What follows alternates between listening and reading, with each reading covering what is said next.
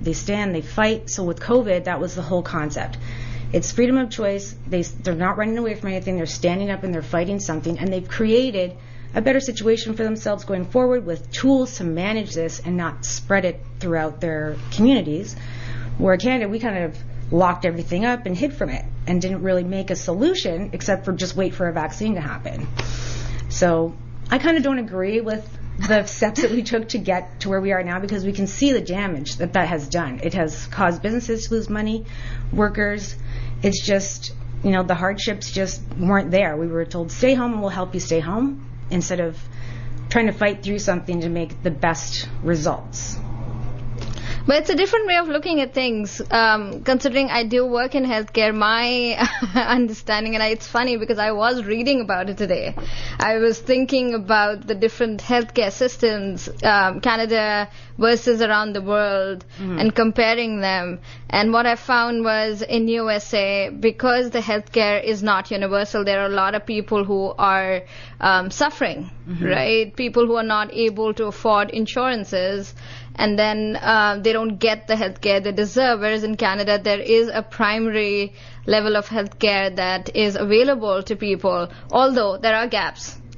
Canada has huge gaps where dental is not covered, where drugs aren't covered for a lot of people. Diabetic patients don't, they're not covered. The insulin is not covered. So there are things that we can work on. And maybe the solution lies in having, a universal health care, but also private healthcare to reduce the pressure on the public system.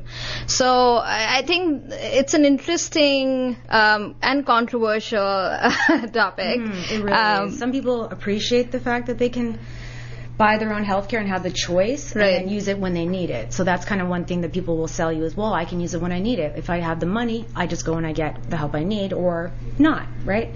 So here it's kind of like we're sharing all the healthcare, so you're using it even when you're not using it, like you're paying for it when you're not using it. So some people might argue that they just don't want to give up any of their money to help anybody. That's kind of where the U.S. upsets people, because that's their stance. It's my money, I'm going to keep it, and I'm not going to give it to my neighbor. I'm going to use it for myself. So, and that's the freedom of choice. Some people decide that they do want to help someone. So there's a lot of things about the healthcare system here, like at the moment, that are completely failing. Like it's government run, and it almost feels like an insurance company that has run out of money and basically can't afford to give you any more help. They haven't maybe given people enough money at this point to do what they're doing, and that's what's going to push things in the in the recession direction. If you're not giving people more money for the same job that they already have, they're now actually their lifestyle has changed because they're making the same money, but everything is worth more.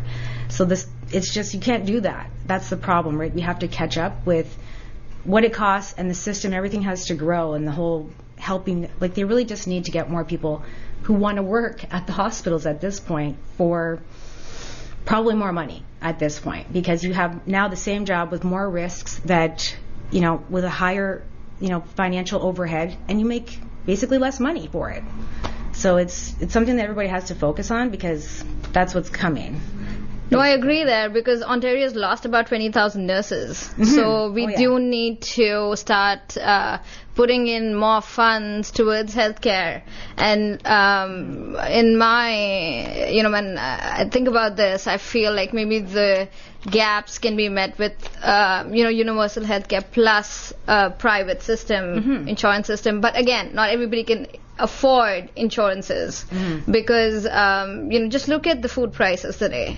Oh yeah, right. So not living, right? Rent. Most people are actually not buying homes anymore. Real estate is a big problem. It's not practical to do it. So it's not affordable for a lot of low-income families.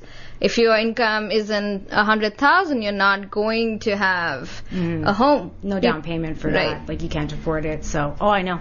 Yeah. It's amazing what the market has done, and it's just, for some people it's really good, and for people who are trying to buy right now, it's like a catastrophe. Like it's like it's a lottery. You're not really getting what you want. At least now they've kind of lowered the prices of houses to meet kind of that high interest rate, so it's kind of flattened out the cost of houses. So, but it's still, with the interest rates, you're still basically spending the same with the high rate, like the high price of a house. It works out to the same. So I feel bad for young people right now because we just really don't know what's coming, really, and what can they expect. But then there's all these young kids who are like they're making $1 million apparently a year being on YouTube or Twitter and stuff. So I'm like, how do you do that? Good for you, but not everybody's going to get that.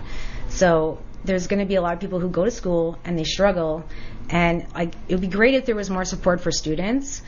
I really feel like that's a tough situation, and we're starting to see how schools are almost like an institution where it's really just training you to be under, in control, like they're just going to control you, right? Like you're not in charge of your life. You're not getting to make your own choices. You're just going to an institution. You're learning what they want you to learn. But, if I was to go to business school, I can tell you right now, they would have never taught me how to deal with the first day on the job, the second day on the job, a pandemic, a recession. Never.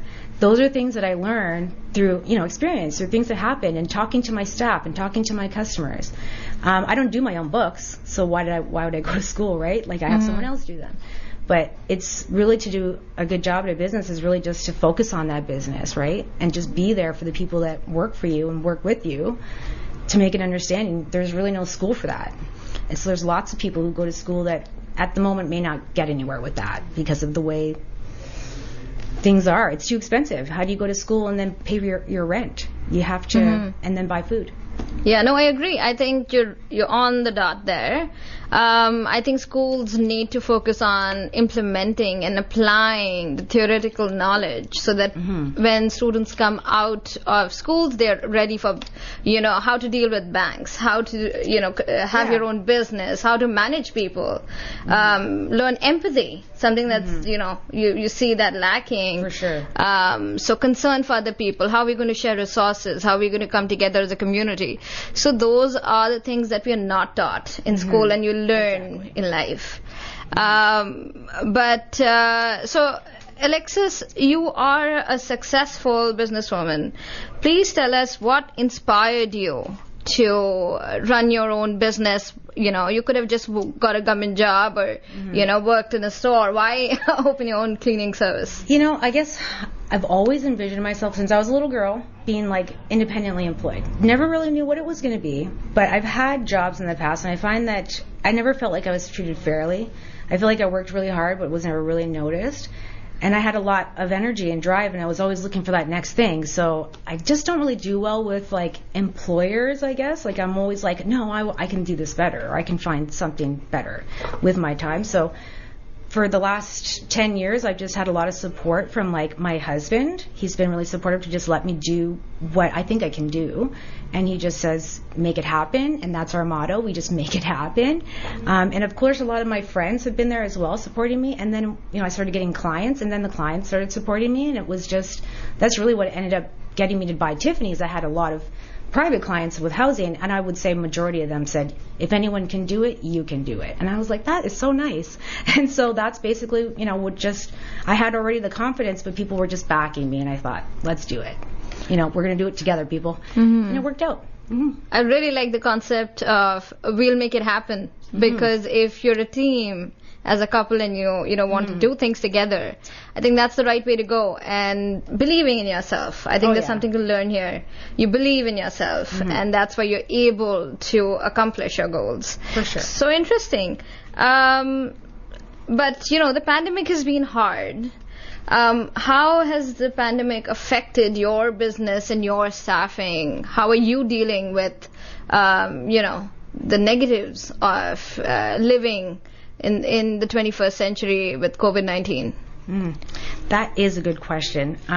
So in the beginning, it was like shock, terror, fear, like, oh my gosh. And then it actually turned out to be, in hindsight, a good thing for my company. I was able to close down, retool, redesign, and reopen to my staff with a little bit of a better format, because I bought Tiffany's. So it had things already in place that were already, working for people but not working for people. So we were able to kind of just it was a good fresh start for me, and I took it as that. We did have people working through the pandemic. Like I was about half staff, about 4 of us were working during that time. Did some really essential work that, needed, they absolutely had to have people there. And so that was really stressful, because those people were really concerned if they were in a place with other people. And so we had to mitigate stuff like that constantly. So lots of communication. It just become more important to communicate with people about, the staff is going to come in and what you expect and what we expect from you. And those were things that you just have to stick to. And that really helped people during that time.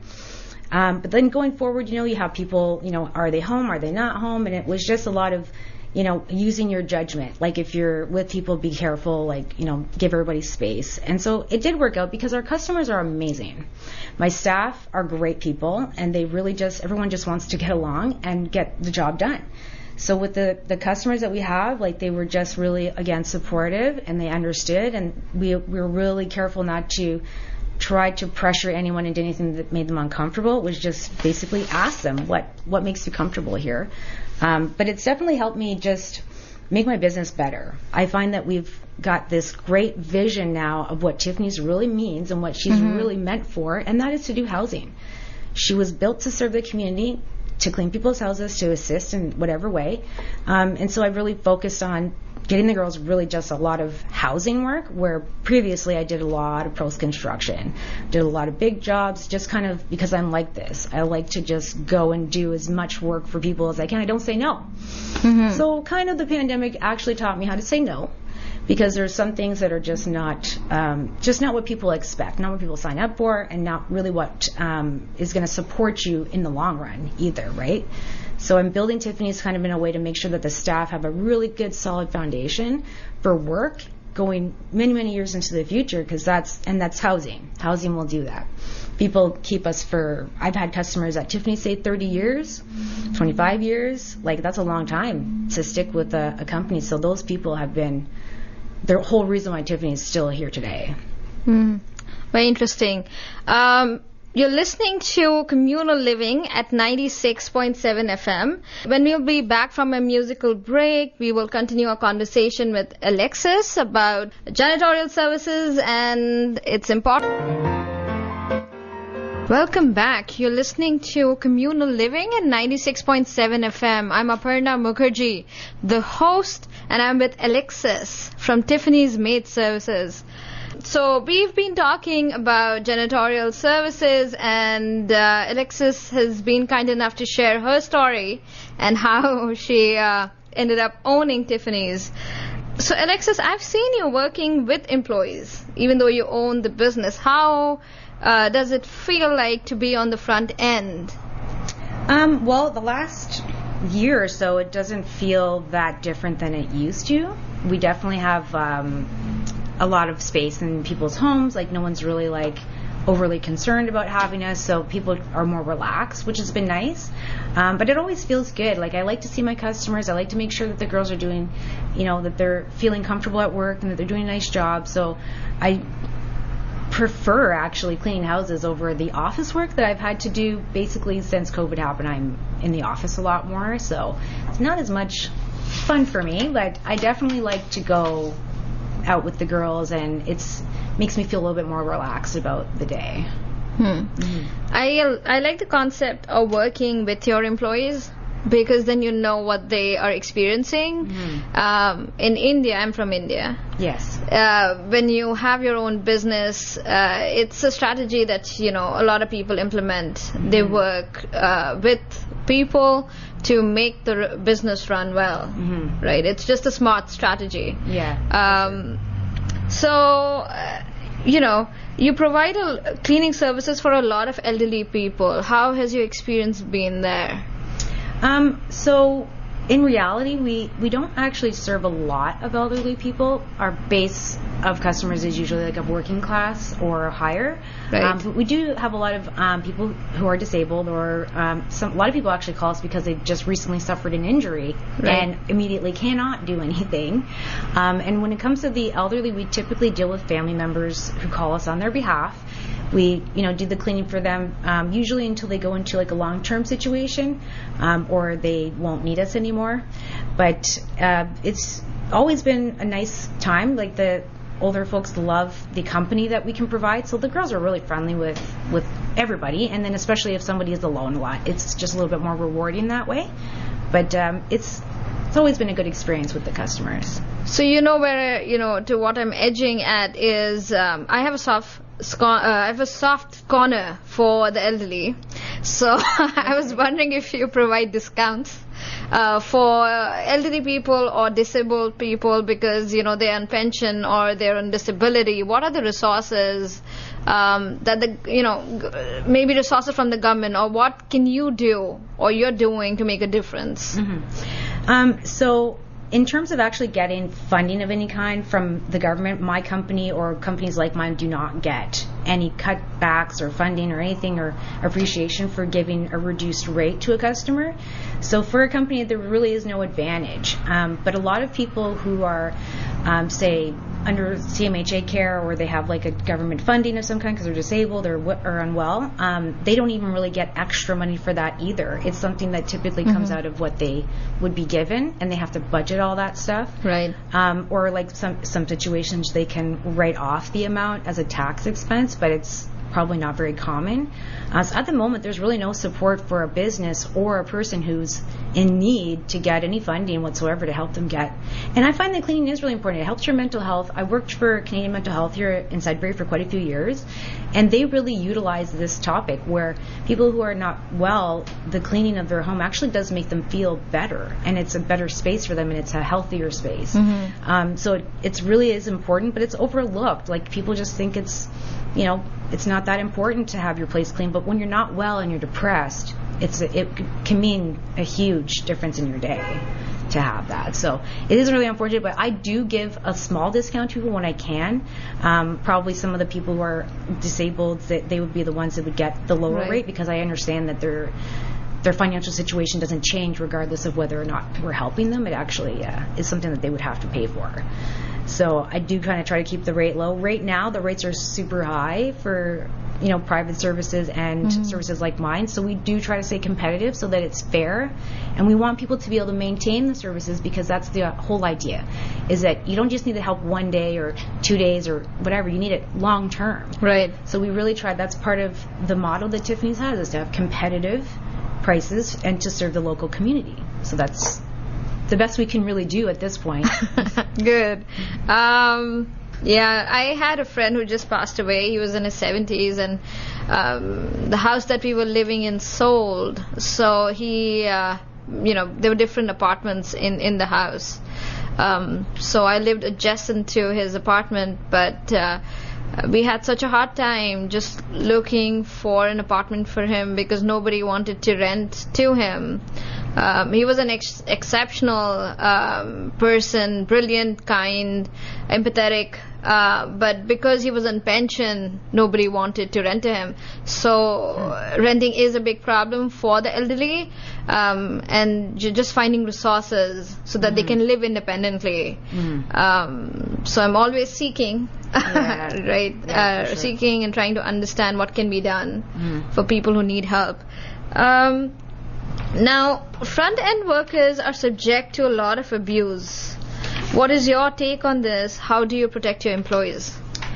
So, for me, I haven't really experienced a lot of abuse to my staff.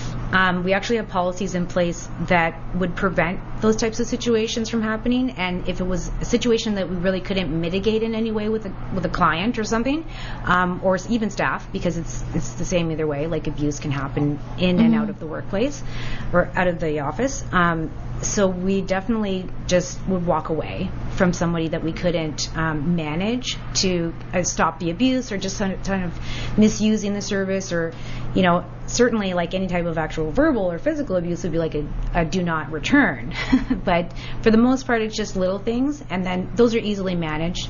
As a cleaning service, I have to really be honest with people about little things like that. If they're going to be honest with me, we have to talk with the team about situations, and we get all the information we can so that we can have a good discussion about stuff. And it usually works out really well. I don't have a lot of people that we have had to turn away because they are abusive with us.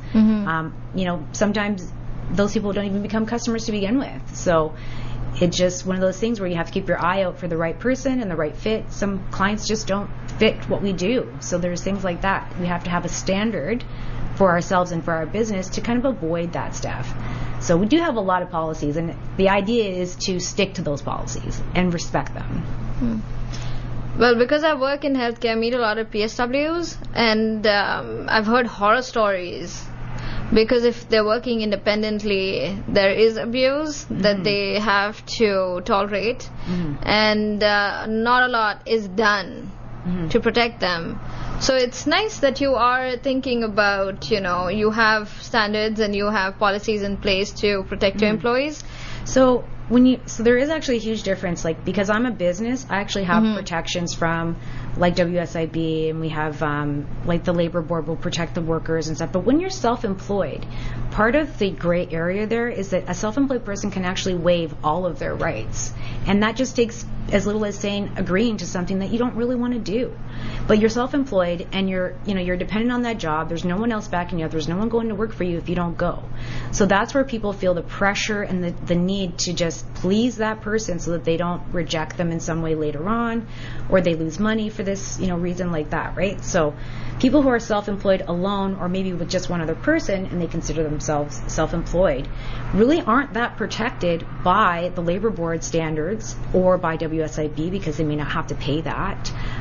Even like the health and safety board here in Ontario, that's something that people can use in their workplace as well, because health and safety is huge. But when you're self-employed, that's all on you, and you have to make policies, and you have to decide when to say no to stuff. And like we were talking earlier, you have to go through some abuse sometimes before you learn to start saying no and set those boundaries for your customers and be just in charge of your situation. So, self-employed people just don't have the same advantages as a worker that works for a company who would pay regular taxes and have all that stuff for them. So I was curious, and I actually spoke to a few companies who employ PSWs, and they did not have policies in place, strong policies in place to protect their employees. And it was shocking. But yeah, so I guess different companies deal differently, and the policies they have might differ. Well, people have to say something too, right? Like, you don't just do your job and not complain about something if it's not right. So, if the PSWs that are out there are not speaking to the right entities to get the help that they need, then it goes unheard. So if you think you can't make a change, maybe you're wrong. You can make a change if you just have to say something to somebody. But everybody's just like puts their head down and keeps the work because everyone's doing the same thing. Right. But if it's not right, it's not right. And you can stand up and say it's not right. It's not the end of the world. You might lose your job, but there's other jobs out there. And so I personally think that doing what you feel is right is more important than, doing the thing that somebody wants you to do. Right. Right. No, I agree with you there. You have to voice your concerns, but I feel people are different, and not everybody has the courage to do so, or they might not be aware of their rights, because there's a lack of just awareness and education. And that's all around the world. For sure. Right. Now, you've been working in the janitorial industry for many years. What did you learn? What is your learning from all these years of, working with people and... Communication is absolutely the key to success. It will open a door and to the one that you want, and it'll close the door to something that you don't want. And even just doing what you say you're going to do, like keeping your promise for somebody, goes a huge distance. Like, that's really what people are waiting for, when they get a new person helping them with any job. It doesn't matter if you're a contractor or a maid, or, if you don't show up when you say you're going to, you've now immediately instilled disbelief in that customer that you're going to show up ever, that you're going to do your job properly. So now you set yourself up to be scrutinized. And so I think it's really important that you follow through with what you say you're going to do, and you make it happen. And I tell you what, I've made stuff happen that you would never think could happen. When people don't show up to help me and stuff, I'm like, I'm making this happen. I'm going anyways. We're going to figure this out. And I compromise stuff with the customer and make it happen anyways. So I'm not afraid to just go ahead and do something without help. But there's definitely a lot to be said about just being open with people and being on time and keeping your promises. And any business can succeed that way, really. There's a lot of wisdom in those words. And a lot of courage. So you are a mom as well. How do you manage your time with the business and a little baby girl? Wow. Well, you know what? I have to say, being a mom is probably the hardest job I never thought it was going to be that hard. It is so hard. It is way harder than my actual job. And it's just, my job becomes much more important also because of her. She's made me a really strong person. I mean, I thought I was strong before I had her because I've just been through so much and I've done a lot of stuff on my own. But then you add this beautiful little person to your life and it's like, I have to make this work for not just for me, but for her. So when the pandemic starts to take things from you, like the stress that I'm sure a lot of mothers feel right now, that they could be losing their jobs, their homes, their cars, their availability to money and food and diapers, is like that kind of stress should not be allowed. Like in a country like what we have in Canada, where people are supposed to be living free and being cared for by their government, that is not how people feel right now. I can tell you a lot of moms probably stress, like you just feel that cortisol rush through your body if something's not going the way it should. And it's just, the pandemic has just caused stress on people that is unbelievable. But being a mom has just made me such a good person for my staff. It makes me feel like I can do the right thing because she teaches me how to do the right thing, how to say the right thing, how to address people.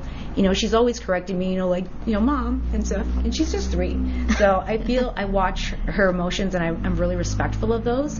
So that in-tuneness that I get from her has helped me really tune in with a lot of other people.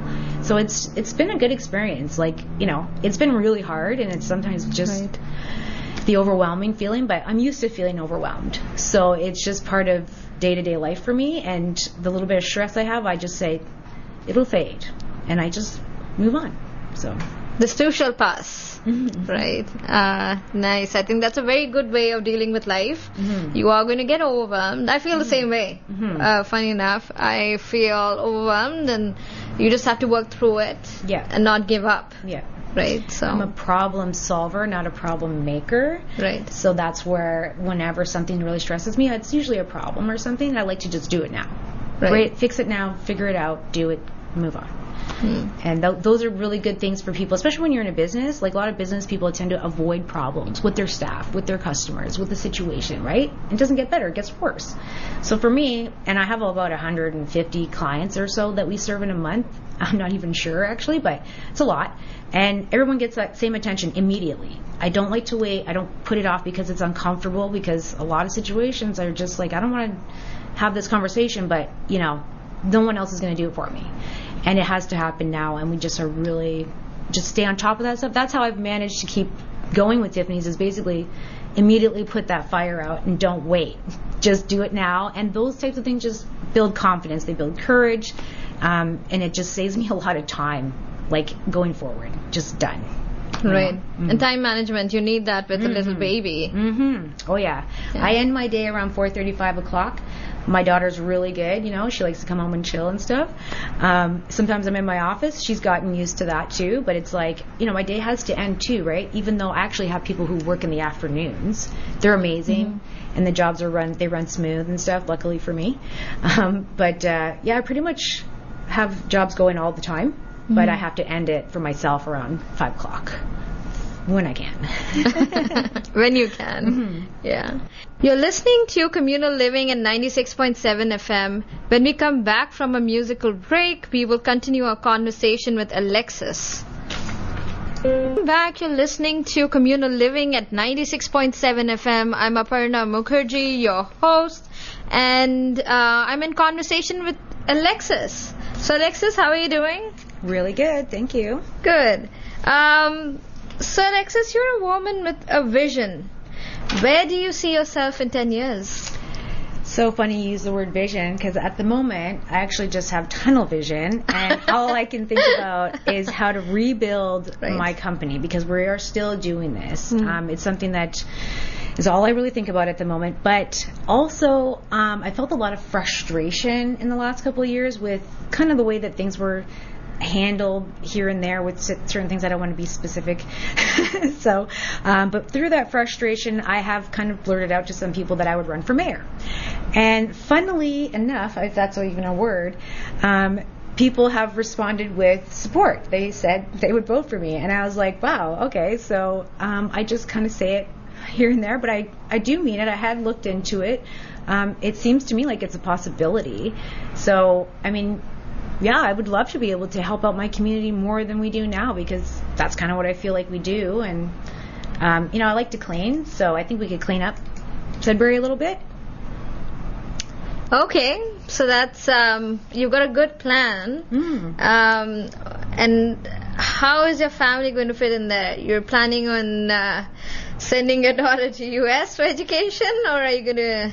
No, she would just probably be my little right-hand lady. Okay. She's already a really good cleaner. She's right in there, put stuff in the garbage. She doesn't leave a mess for us. She's a good kid.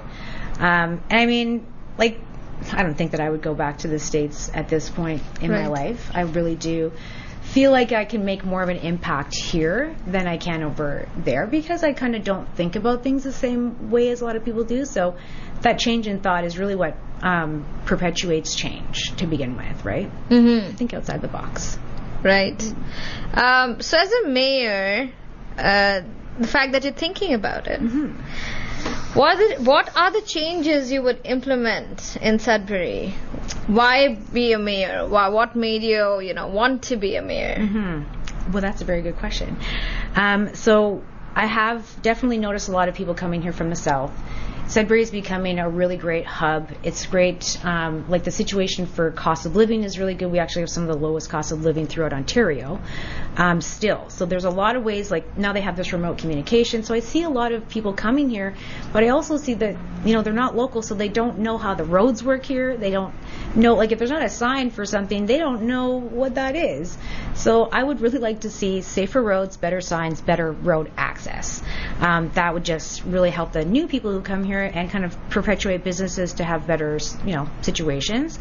I'd really like to also see some nurse practitioners' offices here in Sudbury, kind of to take the stress off of the clinics, take the stress off the hospitals. Nurse practitioners can provide that medium type of healthcare that, below a doctor, they can write prescriptions and do all kinds of things. So I would love to see better healthcare happening here in Sudbury, because I feel like healthcare is the basis of really why people maybe aren't really doing that well right now, because they don't feel well. And I know this is a really touchy subject, so I'm going to say it anyways. I really just would remove all the safe houses that they've erected here in Sudbury. I think we can all think of a lot of reasons why they're not a good situation for neighborhoods to have a safe house.